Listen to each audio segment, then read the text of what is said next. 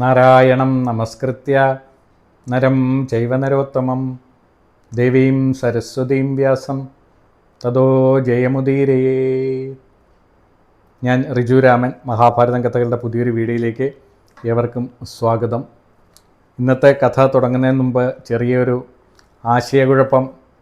അത് വേറൊന്നുമല്ല, അഭിമന്യുവിൻ്റെ പ്രായത്തെ സംബന്ധിച്ചിട്ടാണ്. അപ്പോൾ ഈ കഥകളിലെ ഒക്കെ ഇപ്പോൾ കേൾക്കുന്ന സ്ഥലങ്ങളിലൊക്കെ പറയുന്നത് 16-ാമത്തെ വയസ്സിൽ ബാലനായിട്ടുള്ള അഭിമന്യുവിനെ എല്ലാവരും ചേർന്ന് ക്രൂരമായിട്ട് കൊലപ്പെടുത്തി ചക്രവ്യൂഹത്തിൽ വെച്ചിട്ട് മഹാരഥന്മാരെല്ലാവരും കൂടെ ചേർന്ന് വധിച്ചു എന്നൊക്കെ ആണ് പറയുന്നത്. പക്ഷേ ഈ ഒരു പുസ്തകം വായിക്കുന്ന സമയത്ത് എൻ്റെ മനസ്സിൽ കുറച്ച് സംശയങ്ങളുണ്ടായിട്ടുണ്ടായിരുന്നു. പ്രധാനമായിട്ടും ആ ഗാണ്ഡവദാഹത്തിൻ്റെ ഭാഗവും സഭാനിർമ്മാണത്തിൻ്റെ ഭാഗവും ഒക്കെ വായിച്ചു കഴിഞ്ഞപ്പോഴുണ്ടായ സംശയമാണ്. ഇതേ സംശയം തന്നെ പ്രസന്ന പത്മനാഭൻ എന്ന് പറയുന്ന എൻ്റെ സ്ഥിരമായിട്ട് കേൾവിക്കാരിയാണെന്ന് വിചാരിക്കുന്നു. അപ്പം മാഡം ഇതേ ചോദ്യം തന്നെ എന്നോട് ചോദിച്ചിട്ടുണ്ട്. എഴുത്തുകാരിയാണെന്നും എന്താണ് ചെയ്യുന്നതെന്നൊന്നും അറിയില്ല. എന്തായാലും ഈ യൂട്യൂബിലൂടെ സംവദിക്കാറുണ്ട്, മെസ്സേജുകളൊക്കെ എല്ലാത്തിനും അഭിപ്രായങ്ങൾ പറയാറുണ്ട്. അപ്പം പ്രസന്നാജിയുടെ ഒരു ചോദ്യവും കൂടി വന്നു കഴിഞ്ഞപ്പോൾ അതിനെക്കുറിച്ചിട്ട് ആഴത്തിലൊന്ന് അറിയണം, എന്താണ് സംഭവിച്ചതെന്ന് അറിയണമെന്ന് വിചാരിച്ചു. അപ്പം ഞാൻ എൻ്റെ മനസ്സിലുണ്ടായ സംശയം എന്താണെന്ന് പറയാതെ എന്തായാലും. കാരണം വനത്തിലേക്ക് പോയ രാജാവ് അല്ലെങ്കിൽ അർജുനൻ സുഭദ്രയെ അപഹരിച്ചിട്ടാണ് തിരിച്ചു വരുന്നത്. സുഭദ്രയായിട്ടുള്ള വിവാഹത്തിന് ശേഷം ആണ് അർജുനന് അഭിമന്യു ഉണ്ടാകുന്നത്. അഭിമന്യു ഉണ്ടായി കഴിഞ്ഞതിന് ശേഷമാണ് ഗാണ്ഡവദാഹത്തിന് വേണ്ടിയിട്ട് ഇറങ്ങുന്നത്. ഗാണ്ഡവദാഹം പൂർത്തിയാക്കാൻ വേണ്ടിയിട്ട് 15 വർഷം എടുത്തു. അതിനുശേഷമാണ് മയനെ കിട്ടുന്നത്, അസുര ശില്പിയായിട്ടുള്ള മയനെ കിട്ടുന്നത്. മയൻ ആ സഭ പൂർത്തിയാക്കാൻ വേണ്ടിയിട്ട് 14 വർഷം എടുത്തു. അങ്ങനെ 29 വർഷം അതിന് വേണ്ടിയിട്ട് എടുത്തു. ആ സമയം കൊണ്ട് അഭിമന്യുവിന് 29 വയസ്സ് പൂർത്തിയായിട്ടുണ്ടാവും. പിന്നെ ഒരു 3 വർഷം കൂടെ കഴിഞ്ഞതിന് ശേഷമാണ് ഈ ഒരു യുദ്ധം നടക്കുന്നതെന്നാണ്, കുരുക്ഷേത്ര യുദ്ധം. അവിടെ വെച്ചിട്ടാണ് ചക്രവ്യൂഹത്തിലകപ്പെട്ട അഭിമന്യു കൊല്ലപ്പെടുന്നത്. അങ്ങനെ വെച്ച് നോക്കുമ്പോൾ 32-ാമത്തെ വയസ്സിലാണ് അഭിമന്യു വധിക്കപ്പെടുന്നതെന്ന് നമുക്ക് തീരുമാനത്തിലെത്താൻ വേണ്ടിയിട്ട് സാധിക്കും. അപ്പോൾ ഈ 16 വയസ്സും 32 വയസ്സും കൂടെ എങ്ങനെയാണ് ചേർത്ത് വെച്ചെടുക്കാൻ വേണ്ടിയിട്ട് പറ്റുന്നത്? അപ്പോൾ ഇത് പലരുമായിട്ടും ചർച്ച ചെയ്തു, അല്ലെങ്കിൽ പല സ്ഥലങ്ങളിലും അന്വേഷിച്ചിട്ട് പലർക്കും ഈ ഒരു വൈരുദ്ധ്യം, ഇതിനെക്കുറിച്ചിട്ട് ആഴത്തിൽ പഠിക്കുന്നവരുടെയൊക്കെ മനസ്സിൽ ഇതിനെക്കുറിച്ചിട്ടുള്ള ഒരു വൈരുദ്ധ്യം നിലനിൽക്കുന്നുണ്ടെന്നാണ്. അങ്ങനെ ഇരിക്കുമ്പോൾ എൻ്റെ മനസ്സിൽ വന്ന പിന്നെയും പുറകിലേക്ക് ചിന്തിച്ചു കഴിഞ്ഞപ്പോൾ ഈ ഇദ്ദേഹം വർച്ചസ് എന്ന് പറയുന്ന ചന്ദ്രൻ്റെ മകനാണ് അഭിമന്യുവായിട്ട് ജനിക്കുന്നത്. അപ്പം അന്നേ ചന്ദ്രഭഗവാൻ പറഞ്ഞിട്ടുണ്ടായിരുന്നു 16-ാമത്തെ വയസ്സിൽ ഇവനെ ഞാൻ തിരിച്ചു വിളിക്കും, അന്നവൻ വീരമൃത്യു അടയും എന്നുള്ള കാര്യം പറഞ്ഞിട്ടുണ്ടായിരുന്നു. അന്ന് നരനാരായണന്മാരുടെ കൂട്ടത്തിലായിരിക്കും അവൻ, അതായത് അർജുനൻ്റെയും കൃഷ്ണൻ്റെയും കുഴപ്പമായിരിക്കും അവൻ. കാര്യങ്ങളെല്ലാം പറയുന്നുണ്ട്. 16-ാമത്തെ വയസ്സിൽ തിരിച്ചു വരണമെന്നും പറയുന്നുണ്ട്. പക്ഷേ ഇത് പറയുന്നത് ചന്ദ്രനാണ്.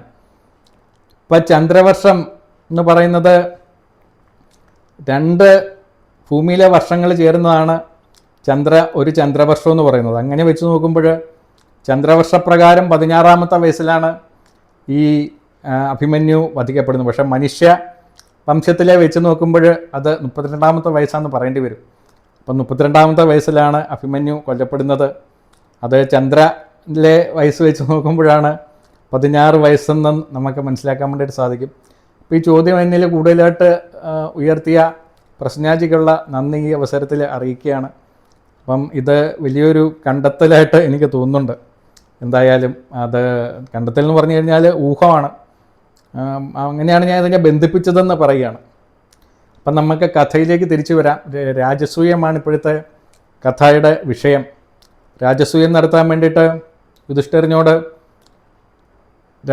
മഹർഷി വന്ന് പറഞ്ഞിട്ട് പോകും, നാരദ മഹർഷി വന്ന് പറഞ്ഞിട്ട് പോകുന്നുണ്ട്.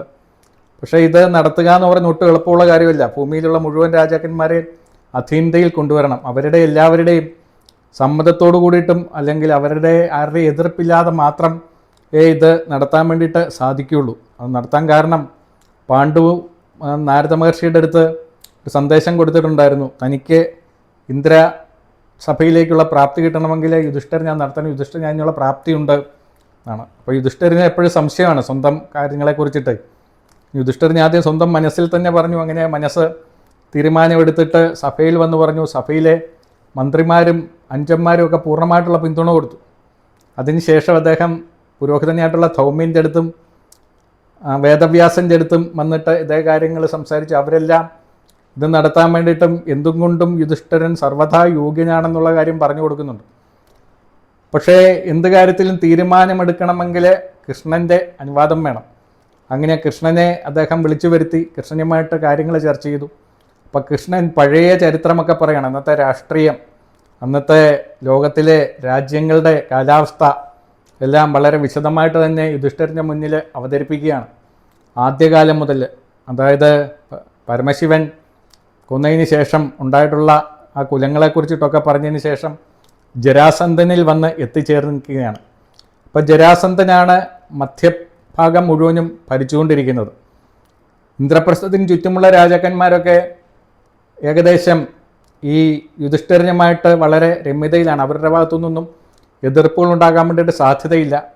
പക്ഷേ ജരാസന്ധൻ വളരെ ശക്തനായിട്ട് തുടരുകയാണ്, മഗധയിലെ രാജാവ്. ആ രാജാവ് അതിശക്തനാണ്. ആ രാജാവിനോടൊപ്പം ഹംസൻ, ഡംഭൻ എന്നും പറഞ്ഞുകൊണ്ടുള്ള 2 പേരുണ്ട്. ശിശുപാലൻ പിന്നെ അവൻ്റെ പടത്തലവനായിട്ട് തുടരുകയാണ്, അതിശക്തനാണ്. ഹംസനെയും ഡംഭനെയും ആയുധങ്ങൾ കൊണ്ട് വധിക്കാൻ വേണ്ടിയിട്ട് സാധിക്കുകയില്ല. പിന്നെ ഉള്ളത് ഭഗദത്തൻ എന്ന് പറയുന്ന ഗ്രീക്ക് രാജാവാണ്, യവന രാജാവാണ്, വലിയ സാമ്രാജ്യത്തിനുടമയാണ്. അവൻ ഈ ജരാസന്ധൻ്റെ അനുകൂലമായിട്ടാണ് നിൽക്കുന്നത്. അവന് പാണ്ഡവുമായിട്ടൊക്കെ അന്ന് പണ്ട് സൗഹൃദമുണ്ടായിരുന്നു. അതിൻ്റെ പേരിൽ ചെറിയൊരു താല്പര്യമൊക്കെ യുധിഷ്ഠിരനോട് കാണും. പക്ഷേ ഒരു പ്രശ്നമുണ്ടാകുന്ന സമയത്ത് അവനും ഈ ജരാസന്ധനോടൊപ്പം മാത്രമേ നിൽക്കുകയുള്ളൂ. പിന്നെ അടുത്തത് പൗണ്ഡ്രക എന്ന് പറയുന്ന, വാസുദേവ പൗണ്ഡ്രകൻ എന്ന് പറയുന്ന ശക്തനായിട്ടുള്ള രാജാവുണ്ട്. അവനും ജരാസന്ധനോടൊപ്പം മാത്രമേ നിൽക്കുകയുള്ളൂ. പിന്നെ ഉള്ള ഇതുവരെ യാദവന്മാരായിട്ടുള്ള ഞങ്ങളാണ്. ഞങ്ങളുടെ കാര്യം ഞാൻ പിന്നെ പറയാം. പിന്നെയുള്ള ബാക്കിയുള്ള പാഞ്ചാലന്മാരും അങ്ങനെ ഉള്ള രാജാക്കന്മാരൊക്കെ ഈ ജരാസന്ധൻ്റെ ആക്രമണം ഭയന്ന് അവരെല്ലാവരും പലായനം ചെയ്തിരിക്കുകയാണ്. ജരാസന്ധനുമായിട്ട് എതിർത്ത് നിൽക്കാൻ വേണ്ടിയിട്ടുള്ള കഴിവില്ലെന്ന് മനസ്സിലാക്കി. അപ്പോൾ അങ്ങനെ നിൽക്കുന്ന അവസ്ഥ വരെയാണ് കഴിഞ്ഞ ദിവസത്തെ വീഡിയോയിൽ നമ്മൾ പറഞ്ഞതിന് ശേഷം ഭഗവാൻ കൃഷ്ണൻ കഥ തുടരുകയാണ്. അപ്പം കുറേ നാളുകൾക്ക് മുമ്പ് ക്രൂരനായിട്ടുള്ള ഹംസൻ യാദവംശത്തിൻ്റെ ആധിപത്യം ഏറ്റെടുത്തു എന്നാണ് പറയുന്നത്. ആ യാദവംശത്തിൻ്റെ ആധിപത്യം ഏറ്റെടുത്ത സമയത്ത് ജരാസന്ധൻ തൻ്റെ മക്കളായിട്ടുള്ള അസ്ഥിയെയും പ്രാപ്തിയെയും ഈ കംസന് വിവാഹം കഴിച്ചു കൊടുത്തു. അതോടുകൂടിയിട്ട് അവൻ കൂടുതൽ ശക്തനായിട്ട് മാറി. ജരാസന്ധനും കംസനും ബന്ധുബലം കൊണ്ട്. അപ്പോൾ ഈ കംസൻ അതിദുഷ്ടനായിട്ടുള്ള രാജാവായിരുന്നു. അപ്പോൾ ഇവിടെ ഈ വേദവ്യാസ ഭഗവാൻ ഈ കൃഷ്ണൻ്റെ കുറച്ച് വാക്കുകൾക്കുള്ളിൽ ഈ വലിയൊരു കഥയൊക്കെ അങ്ങ് ഒതുക്കിക്കളയാണ്. അപ്പം ഈ കംസനെക്കുറിച്ചിട്ടുള്ള കഥകളൊക്കെ വളരെ വിശദമായിട്ട് നമുക്കറിയാവുന്ന ശ്രീമദ് ഭാഗവതത്തിലാണ്. അപ്പം ഞാൻ കേട്ടിട്ടുള്ള ഒരു കാര്യം, മഹാഭാരതം എഴുതിയതിന് ശേഷവും വ്യാസഭഗവാന് പൂർണ്ണമായിട്ടുള്ളൊരു തൃപ്തി മനസ്സിൽ വന്നില്ല. എന്തോ ഒരു കുറവ് അദ്ദേഹത്തിന് അനുഭവപ്പെട്ടുകൊണ്ടിരിക്കുന്നുണ്ടായിരുന്നു. അവസാനം അദ്ദേഹം മനസ്സിലാക്കി അത് ഭഗവാൻ കൃഷ്ണനെക്കുറിച്ചിട്ടുള്ള വിശദമായിട്ടുള്ള ചരിത്രം പറയാത്തത് കൊണ്ടാണ്. അങ്ങനെ ഭഗവാൻ കൃഷ്ണനെ മുന്നിൽ നിർത്തിക്കൊണ്ട് അദ്ദേഹം ഭാഗവതം പിന്നീട് രചിച്ചു എന്നാണ്. അതിലെ ഈ കംസൻ്റെ കാര്യങ്ങളൊക്കെ വളരെ വിശദമായിട്ട് വരുന്നുണ്ട്. ഇവിടെ ചെറിയ വാക്കുകളിൽ അദ്ദേഹം അത് ഒതുക്കുകയാണ്. അപ്പോൾ കംസൻ തൻ്റെ ചുറ്റുവട്ടത്തുമുള്ള വൃദ്ധരായിട്ടുള്ള രാജാക്കന്മാരെ പോലും പീഡിപ്പിക്കാൻ തുടങ്ങി. അവരെയൊക്കെ തടവിലാക്കാൻ വേണ്ടി തുടങ്ങി. കംസൻ്റെ ക്രൂര വൃത്തികൾ സഹിക്കാൻ വയ്യാത്ത രാജാക്കന്മാരൊക്കെ വന്നിട്ട് ഈ രാമൻ്റെയും കൃഷ്ണൻ്റെയും അടുത്ത് വന്നിട്ട് അഭയം പ്രാപിച്ചു. അങ്ങനെ രാമൻ്റെയും കൃഷ്ണൻ്റെയും സഹായത്തോടു കൂടിയിട്ട് രാമനും കൃഷ്ണനെയും ചേർന്നിട്ട് കൃഷ്ണൻ പറയുന്നത്, കൃഷ്ണഭഗവാൻ പറയാണ്, ഞാൻ കംസനെ വധിച്ചിട്ട് അങ്ങനെ ഈ യദുവംശത്തിനെ ആ ദുഷ്ടരിൽ നിന്നും മുക്തനാക്കി എന്നാണ് പറയുന്നത്. അപ്പം ഞങ്ങൾ 18 കുലത്തിൽപ്പെട്ട രാജാക്കന്മാരാണ് ഉള്ളതെന്നാണ് പറയുന്നത്. അപ്പം ഈ ജരാസന്ധൻ തൻ്റെ മക്കളുടെ ഭർത്താവിനെ വധിച്ചതറിഞ്ഞിട്ട് ജരാസന്ധൻ വലിയ പടയോട് കൂടിയിട്ട് ഞങ്ങളെ ആക്രമിക്കാൻ വേണ്ടിയിട്ട് വന്നു എന്നാണ്. അങ്ങനെ അദ്ദേഹം വന്ന സമയത്ത് ഞങ്ങൾ 18 വംശക്കാരുണ്ട്. യദുവംശം എന്ന് പറയുന്നത് യദുവംശവും വൃഷ്ണിവംശവും കൂടെ ചേരുന്നത് അതീവ ശക്തരായിട്ടുള്ള പോരാളികളുടെ ഒരു വംശമാണ് ഞങ്ങളുടെ വംശം. കൃഷ്ണൻ പറയാണ്, അങ്ങനെ ഞങ്ങളെല്ലാവരും കൂടെ ആലോചന നടത്തി നടത്തിയിട്ട് ഈ ജരാസന്ധനെ തോൽപ്പിക്കുന്നത് ഒട്ടും എളുപ്പമല്ല എന്നുള്ള കാര്യം ഞങ്ങൾക്ക് മനസ്സിലായി. അങ്ങനെ എന്ത് ചെയ്യണമെന്ന് ആലോചിച്ചിരിക്കുന്ന സമയത്ത് യുദ്ധം തുടങ്ങിയ സമയത്ത് 18 ദിവസം ഹംസനും ഡംഭകനുമായിട്ട് ബലഭദ്രരാമൻ യുദ്ധം ചെയ്തു എന്നാണ്. ഇവരെ എന്നിട്ട് തോൽപ്പിക്കാൻ വേണ്ടിയിട്ട് സാധ്യതയില്ല. കാരണം വെച്ചാൽ ആയുധങ്ങൾ ഉപയോഗിച്ചിട്ട് ഇവരെ തോൽപ്പിക്കാൻ വേണ്ടിയിട്ട് പറ്റില്ല. അങ്ങനെ ഇരിക്കുന്ന സമയത്ത് അവരുടെ ഇടയിൽ വലിയൊരു പ്രചരണം നടത്തി. ഹംസകൻ മരിച്ചു എന്നുള്ള ഒരു വാർത്തയാണ് പെട്ടെന്ന് അവിടെ പരത്തിയത്. ഇത് വിശ്വസിച്ച ഡംഭകൻ തൻ്റെ ആത്മമിത്രം, തൻ്റെ സഹോദരൻ മരിച്ചതെറിഞ്ഞിട്ട് യമുനയിൽ ചാടി ആത്മഹത്യ ചെയ്തെന്നാണ്. അപ്പോൾ ഡംഭകൻ മരിച്ചു എന്നുള്ള വിവരം അറിഞ്ഞിട്ട് ദുഃഖം സഹിക്കാൻ വയ്യാതെ ഹംസകനും ആത്മഹത്യ ചെയ്തു. അങ്ങനെ തൻ്റെ ആത്മമിത്രങ്ങൾ ആത്മഹത്യ ചെയ്ത് അറിഞ്ഞിട്ട് ജരാസന്ധൻ വീണ്ടും തിരിച്ച് തൻ്റെ നാട്ടിലേക്ക് തന്നെ യുദ്ധം അവസാനിപ്പിച്ച് പോയി. അദ്ദേഹത്തിന് യുദ്ധം ചെയ്യാൻ വേണ്ടിയുള്ള ശക്തി ഉണ്ടായില്ല എന്നാണ്. അങ്ങനെ പോയി. ആ സമയത്ത് മധുരാപുരിയിൽ ഞങ്ങൾ സന്തോഷത്തോടു കൂടിയിട്ട് ഇരിക്കുകയായിരുന്നു. പക്ഷേ കംസൻ്റെ ഭാര്യമാർ വീണ്ടും ചെന്നിട്ട് ജരാസന്ധനെ ചെന്നിട്ട് തൻ്റെ ഭർത്താവിനെ കൊന്ന അവരെ വെറുതെ വിടരുതെന്ന് പറഞ്ഞിട്ട് തൻ്റെ അച്ഛനോട് അതിഭയങ്കരമായിട്ടുള്ള സമ്മർദ്ദം ചെലുത്താൻ വേണ്ടിയിട്ട് തുടങ്ങി. അങ്ങനെ വീണ്ടും ജരാസന്ധൻ യുദ്ധസന്നിധരായിട്ട് വന്നു. അപ്പോൾ അവൻ്റെ പടയെ മുഴുവനും ഒടുക്കണമെങ്കിൽ 300 വർഷമെങ്കിലും ഇന്നത്തെ രീതിയിൽ യുദ്ധം ചെയ്താൽ അവൻ്റെ പടയെ നശിപ്പിക്കാൻ വേണ്ടിയിട്ട് സാധിക്കുകയുള്ളൂ. അത്രയും വലിയൊരു പടയുമായിട്ട് അവൻ യുദ്ധത്തിൽ വരുന്നത്. യുദ്ധത്തിൽ അവനെ തോൽപ്പിക്കുക എന്ന് പറയുന്നത് നടക്കുന്ന കാര്യമേ ഇല്ല എന്നുള്ള കാര്യം ഞങ്ങൾക്ക് മനസ്സിലായിട്ടുണ്ടായിരുന്നു. അങ്ങനെ ഞങ്ങൾ കിട്ടിയ സാധനങ്ങളെല്ലാം എടുത്തിട്ട് അവിടുന്ന് പലായനം ചെയ്യുകയാണ് ചെയ്തത്. അങ്ങനെ ഞങ്ങൾ പർവ്വതങ്ങളാൽ ഭൈരവത പർവ്വതത്തിൻ്റെ നടുക്കുള്ള കുശസ്ഥലി എന്ന് പറയുന്ന സ്ഥലത്ത് വന്നിട്ട് അവിടെ ഞങ്ങളെല്ലാവരും കൂടെ താമസിക്കാൻ തുടങ്ങിയതാണ്. ഈ കുശസ്ഥലി എന്ന് പറയുന്ന സ്ഥലത്തിൻ്റെ പ്രത്യേകത അതിന് ചുറ്റിനും പർവ്വതങ്ങളാൽ ചുറ്റപ്പെട്ടതാണ്. വൈരതക പർവ്വതങ്ങളായിക്കോട്ടെ, അത് ഒരു വലിയൊരു കോട്ട പോലെ നിന്നിരുന്നു. അങ്ങനെ ആ പർവ്വതത്തിനെ ഭേദിച്ച് അതിൻ്റെ ഉള്ളിലേക്ക് പ്രവേശിക്കുക എന്ന് പറയുന്നത് തികച്ചും അസാധ്യമായിട്ടുള്ള ഒരു കാര്യം തന്നെയായിരുന്നു. അതോടൊപ്പം തന്നെ അതിനോടൊപ്പം തന്നെ ഞങ്ങൾ അതിന് ചുറ്റും വലിയ കോട്ടയും കെട്ടി. ദുർബലമായിട്ടുള്ള സ്ഥലങ്ങളിലൊക്കെ വലിയ കോട്ടയും കെട്ടി. ആ കോട്ടയിലൊക്കെ വലിയ കാവൽ ഏർപ്പെടുത്തി. അപ്പം വൈഷ്ണവ വീരന്മാരൊക്കെ സ്ത്രീകളോടൊപ്പം യുദ്ധം ചെയ്ത് ജീവൻ കളയാൻ വേണ്ടിയിട്ട് തയ്യാറായിട്ട് എല്ലാവരും ആയുധം എടുത്തിട്ടാണ് അന്ന് തയ്യാറെടുത്ത് നിന്നിരുന്നതെന്നാണ് ജരാസന്ധനെ എതിരിടാൻ വേണ്ടിയിട്ട്. അപ്പോൾ ഈ ദുർഗങ്ങൾ ഭേദിച്ച്, ഈ കോട്ടകളെ ഭേദിച്ച് ഉള്ളിലേക്ക് പ്രവേശിക്കുക എന്ന് പറയുന്നത് വളരെ ബുദ്ധിമുട്ടുള്ള ഒരു കാര്യമായതുകൊണ്ട് ജരാസന്ധൻ്റെ സേനയെ ഞങ്ങൾക്ക് പ്രതിരോധിച്ച് നിർത്താൻ വേണ്ടിയിട്ട് മാത്രമേ സാധിച്ചിട്ടുള്ളൂ. അവിടെ കോട്ടയിലെ ഓരോ യോജനയുടെയും ഇടയിൽ ഞങ്ങൾ ഓരോ യോജനയുടെ ഇടയിലും 100 വീതം വാതിലുകളുണ്ടാക്കി. ആ വാതിലുകൾക്കെല്ലാം ഞങ്ങൾ യദുവീരന്മാർ അവിടെ കാവൽ നിന്നു. അങ്ങനെ കാവൽ നിന്നിട്ട് ജരാസന്ധൻ്റെ പടയെ വെളിയിൽ തന്നെ തടഞ്ഞു നിർത്തുകയാണ് ചെയ്തുകൊണ്ട്, പ്രതിരോധിക്കുക മാത്രമാണ് ഞങ്ങൾ ചെയ്തുകൊണ്ടിരുന്നതെന്ന് പറഞ്ഞു. അപ്പം അങ്ങനെയാണ് ഞങ്ങൾക്ക് അവിടെ സമാധാനത്തോടു കൂടിയിട്ട് ജീവിക്കാൻ വേണ്ടിയിട്ട് പറ്റിയത്. വലിയൊരു പട യുദ്ധവീരന്മാർ ഈ കോട്ടയെ സംരക്ഷിച്ചുകൊണ്ടിരിക്കുകയായിരുന്നു. അങ്ങനെയാണ് ഞങ്ങൾക്ക് അവിടെ സമാധാനമായിട്ട് ജീവിക്കാൻ വേണ്ടിയിട്ട് പറ്റിയത്. എന്നിട്ട് പറയുകയാണ്, ഞങ്ങളുടെ യദുവംശം യദുവംശം എന്ന് പറയുന്നത് ഭയങ്കര ശക്തരായിട്ടുള്ള പോരാളികൾ അടങ്ങിയതാണ്. 18,000 സഹോദരങ്ങൾ ചേർന്നാണ് ഞങ്ങളുടെ വംശം എന്നാണ് കൃഷ്ണൻ പറയുകയാണ്. ഇതിൽ ചക്രദേവൻ, ചാരുദേഷണൻ, സാത്വികി, ബലരാമൻ, പിന്നെ ഞാൻ, കൃഷ്ണൻ പറയാണ് ഞാൻ, പിന്നെ പ്രദ്യുമ്നൻ, സാമ്പൻ എന്നിവ 7 അതിരഥന്മാരായിട്ടുള്ള പോരാളികളുണ്ട്.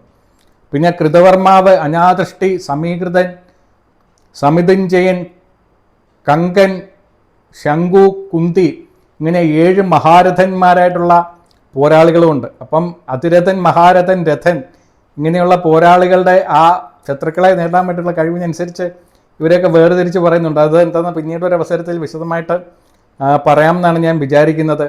അപ്പോൾ ഈ പോരാളികൾ ഞങ്ങളെല്ലാവരും കൂടെ കാവൽ നിന്നിട്ടാണ് ഈ ജരാസന്ധനെ എതിർത്ത് നിന്നുകൊണ്ടിരിക്കുന്നത്. ആ ജരാസന്ധൻ ജീവിച്ചിരിക്കുന്ന സമയത്ത് യുധിഷ്ഠിര, രാജസൂയം നിനക്ക് നടത്താൻ പറ്റുമെന്ന് നീ വിചാരിക്കേണ്ട എന്നാണ് എൻ്റെ അഭിപ്രായം എന്നാണ് പറഞ്ഞത്. അപ്പോൾ ആ ജരാസന്ധനെ പരമേശ്വരനെ കൃഷ്ണ ഭഗവാൻ തുടരുകയാണ്. യുധിഷ്ഠിരനോടുള്ള യുധിഷ്ഠിരനോടുള്ള സംസാരം തുടരുകയാണ്. അദ്ദേഹം പറയുകയാണ്, ജരാസന്ധൻ പരമേശ്വരനെ ആരാധിച്ചിട്ട് 100 സാമ്രാജ്യങ്ങൾ കീഴടക്കാൻ വേണ്ടിയിട്ട് തീരുമാനിച്ചിരുന്നു. അങ്ങനെ 86 രാജാക്കന്മാരെ അദ്ദേഹം ഈ ജരാസന്ധൻ തൻ്റെ ബന്ധിതനാക്കി തടങ്കലിൽ സൂക്ഷിച്ചിരിക്കുകയാണ്. 100 പേരെന്ന് എന്നാണ് തികയുന്നത്. അന്ന് ഈ 100 പേരെയും പരമശിവനെ ബലി കൊടുക്കാൻ വേണ്ടിയിട്ട് അവനെ എല്ലാവരെയും ക്രൂരമായി വധിക്കാൻ വേണ്ടിയിട്ട്. ഇനി 14 പേരും കൂടി അവിടെ ഇനി ബാക്കിയുള്ളൂ. അവരെയും കൂടി ജരാസന്ധൻ കീഴടക്കി കഴിഞ്ഞാൽ ഈ 100 പേരെയും അവൻ വധിക്കും. അപ്പം അങ്ങ് രാജസൂയം ചെയ്യാൻ ആഗ്രഹിക്കുന്നുണ്ടെങ്കിൽ ആദ്യം ജരാസന്ധൻ ബന്ധിച്ച രാജാക്കന്മാരെ വിടുവിക്കണം. അങ്ങനെയാണെങ്കിൽ അവരെല്ലാവരും അങ്ങേക്ക് അനുകൂലമായിട്ട് നിൽക്കും. അതിനോടൊപ്പം തന്നെ ജരാസന്ധനെ വധിക്കണം. ജരാസന്ധനെ വധിച്ചു കഴിഞ്ഞാൽ ഈ ബാക്കി ആരും പിന്നെ അങ്ങേ എതിർക്കാൻ വേണ്ടിയിട്ടുണ്ടാവില്ല. അങ്ങേക്ക് രാജസൂയം പൂർത്തിയാക്കാൻ വേണ്ടിയിട്ട് സാധിക്കും. അപ്പം ഇതാണ് എൻ്റെ അഭിപ്രായം. ഇനി അങ്ങെന്താണെന്ന് ചിന്തിച്ച് പറയും. അപ്പം ഇത് കേട്ടിട്ട് യുധിഷ്ഠിരൻ ഭയങ്കര ധർമ്മസങ്കടത്തിലാകും. യുധിഷ്ഠിരൻ പറയുകയാണ്, ഭഗവാനെ, അങ്ങാണ് ഞങ്ങളുടെ ബലം. അങ്ങ് ഉള്ളതുകൊണ്ടാണ് എന്ത് കാര്യത്തിനും ഞങ്ങൾക്ക് ഇറങ്ങിത്തിരിക്കാൻ വേണ്ടിയിട്ട് ഞങ്ങൾ തീരുമാനിക്കുന്നത്. ജരാസന്ധൻ്റെ കാര്യത്തിൽ എനിക്കും ആശങ്കയുണ്ട്. ഇപ്പോൾ ജരാസന്ധനെ നേരിടുന്ന കാര്യത്തിൽ അങ്ങും ശങ്ക പറഞ്ഞിരിക്കുകയാണ്. പിന്നെ ഞങ്ങൾ എന്തു ചെയ്യും? വലിയ ആഗ്രഹം മനസ്സിൽ വെച്ചുകൊണ്ടിരിക്കുന്നതുകൊണ്ടാണ് ഈ കുഴപ്പം. അടങ്ങി ഒതുങ്ങി എവിടെയെങ്കിലുമൊക്കെ ഇരിക്കുന്നതായിരിക്കും നല്ലത്. നമുക്ക് വലിയ സാമ്രാജ്യ വിസ്തൃതികളൊന്നും ആവശ്യമില്ല. കൂടുതൽ പ്രശ്നങ്ങൾ ഉണ്ടാക്കാതെ ഇരിക്കുന്നതായിരിക്കും നല്ലതെന്നാണ് ഉള്ള രീതിയിൽ യുധിഷ്ഠിരൻ സംസാരിക്കാൻ വേണ്ടിയിട്ട് തുടങ്ങി. വൈശമ്പായനൻ കഥ തുടരുകയാണ്. ഇത് കേട്ടിട്ട് ഭീമന് ഭയങ്കരമായിട്ടുള്ള ദേഷ്യം വന്നു. ഭീമൻ പറഞ്ഞു, ഉത്സാഹം കെട്ട രാജാവ് മൺകട്ടയ്ക്ക് തുല്യമാണ്. ഉത്സാഹമില്ലാത്ത ഒരാളെ കൊണ്ട് ഒരു കാര്യവും ചെയ്യാൻ വേണ്ടിയിട്ട് സാധിക്കില്ല. ഉത്സാഹവും ധൈര്യവും ഉണ്ടെങ്കിൽ ഏത് പ്രതിസന്ധിയെ വേണമെങ്കിലും നമുക്ക് നേരിടാൻ വേണ്ടിയിട്ട് പറ്റണം. ഉത്സാഹമില്ലാത്ത രാജാവ് ഭീരുവായിട്ടിരിക്കും. അതുകൊണ്ട് രാജാവെ അങ്ങയുടെ ഉത്സാഹം വർദ്ധിപ്പിക്കണം. ഇവിടെ എൻ്റെ നയം കൃഷ്ണനിലുണ്ട്, പിന്നെ ശക്തി എന്നിലുണ്ട്, ജയം അർജുനനോടൊപ്പം ഉണ്ട്. അപ്പം ഞങ്ങൾ 3 പേരും ചേർന്ന് ആ മഗധ രാജാവിൻ്റെ കാര്യം അവസാനിപ്പിക്കാമെന്ന് പറഞ്ഞു. അപ്പോൾ ഇത് കേട്ട യുധിഷ്ഠിരൻ പറഞ്ഞു, ഇത് തന്നെയാണ് ഞാനും വിചാരിച്ചിരുന്നത്. നിങ്ങളെ 3 പേരെയും അവിടേക്ക് നിങ്ങൾ വിചാരിച്ചു കഴിഞ്ഞാൽ ഇക്കാര്യം സാധിക്കും എന്നാണ് ഞാൻ വിചാരിച്ചിരിക്കുന്നതെന്നാണ് പറഞ്ഞതെന്ന് പറഞ്ഞു. അപ്പം കൃഷ്ണൻ വീണ്ടും പറയുകയാണ്, അങ്ങ് സ്വാർത്ഥ താല്പര്യത്തിന് വേണ്ടിയിട്ടല്ല ഈ രാജസൂയം നടത്താൻ വേണ്ടിയിട്ട് തീരുമാനിച്ചത്. അങ്ങ് രാജനന്മയ്ക്ക് വേണ്ടിയിട്ടാണ്. അങ്ങേപ്പോലുള്ള നന്മയുള്ള ഒരു രാജാവ് ഈ രാജ്യം മുഴുവനും കീഴടക്കി ഭരിച്ചു കഴിഞ്ഞാൽ എല്ലാവർക്കും മംഗളം മാത്രമേ ഉണ്ടാകുള്ളൂ. അതുകൊണ്ട് അങ്ങ് വിചാരിക്കുന്ന കാര്യം നടക്കും എന്ന് പറയുകയാണ്. പിന്നെ ഇപ്പോഴേ 100 വംശത്തിലെ രാജാക്കന്മാരെ കീഴടക്കിയ ആ ശക്തനായിട്ടുള്ള ജരാസന്ധനാണ് ഇന്നിപ്പോൾ രാജസൂയം നടത്താൻ വേണ്ടിയിട്ട് യോഗ്യതയുള്ളത്. ആ ധാരാളം രാജാക്കന്മാർ രത്നസമ്പത്ത് കൊടുത്തിട്ട് അവന് കപ്പം കൊടുത്തുകൊണ്ടിരിക്കുന്നുണ്ട്. അവരെയൊക്കെ ഈ രാജാവ് പീഡിപ്പിച്ചുകൊണ്ടിരിക്കുന്നുണ്ട്. അവൻ എന്നെയും ആക്രമിച്ചുകൊണ്ടിരിക്കുകയാണ്.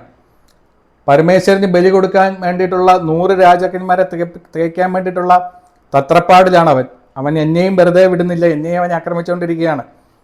അപ്പം അവൻ എല്ലാവരെയും ഇനിയും 14 പേരും കൂടെ കീഴടക്കി അവൻ എല്ലാവരെയും വധിക്കും.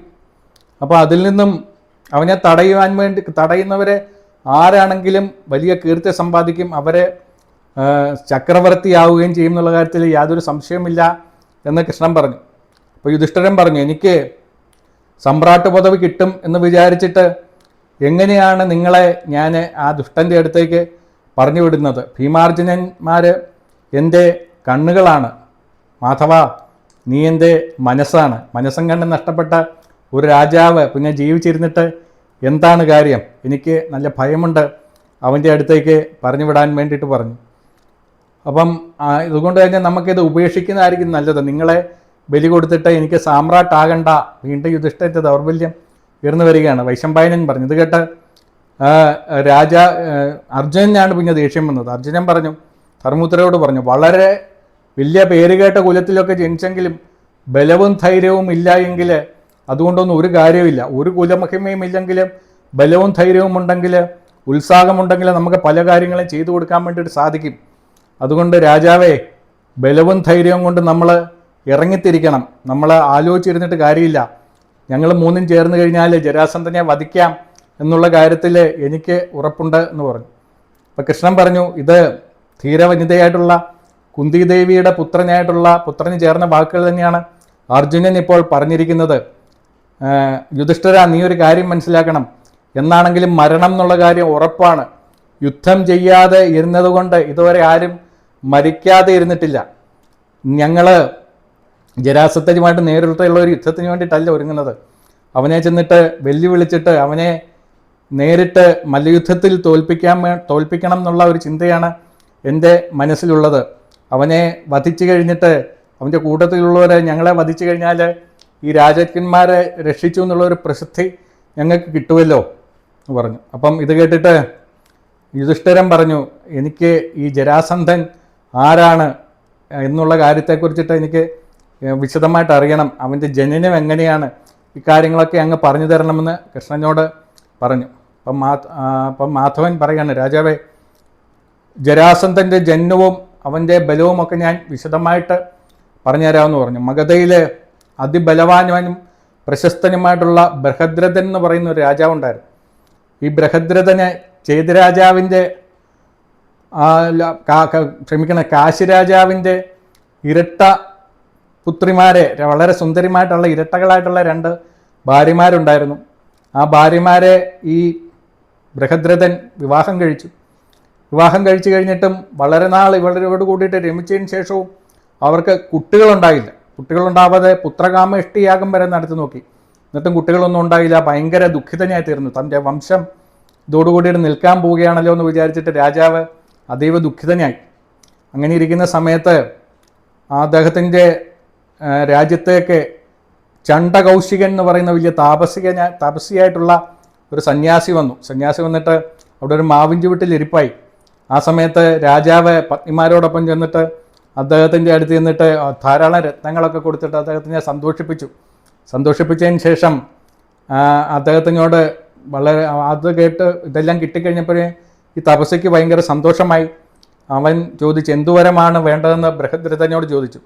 അപ്പോൾ ബൃഹദ്രഥൻ വളരെ വിഷാദത്തോടു കൂടിയിട്ട് ഗദ്ഗത കണ്ഠനായിട്ട് പറഞ്ഞു, എനിക്ക് കുട്ടികളില്ല, അതുകൊണ്ട് എൻ്റെ വംശം നിന്നു പോകും, അങ്ങയുടെ അനുഗ്രഹം വേണമെന്ന് പറഞ്ഞു. ആ സമയത്ത് അദ്ദേഹം ധ്യാനനിമഗ്നനായ സമയത്ത് ആരും സ്പർശിക്കാതെ തന്നെ, ഒരു തത്തപോലും തൊടാതെ എന്നാണ്, ഒരു പഴുത്ത മാമ്പഴം അദ്ദേഹത്തിൻ്റെ മടിയിലേക്ക് വന്ന് വീണു. അദ്ദേഹം അതിൽ മന്ത്രോപദേശം ചെയ്തിട്ട് അത് മാമ്പഴം രാജാവിന് കൊടുത്തിട്ട് പറഞ്ഞു, ഇത് നിൻ്റെ പത്നിക്ക് കൊടുക്കുക എന്ന് പറഞ്ഞു. ഇനി എന്താണ് സംഭവിച്ചെന്നുള്ളത് നമുക്ക് അടുത്തൊരു വീഡിയോയിൽ കാണാം.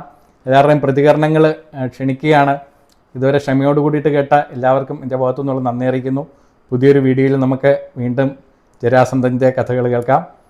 എല്ലാവർക്കും നമസ്കാരം.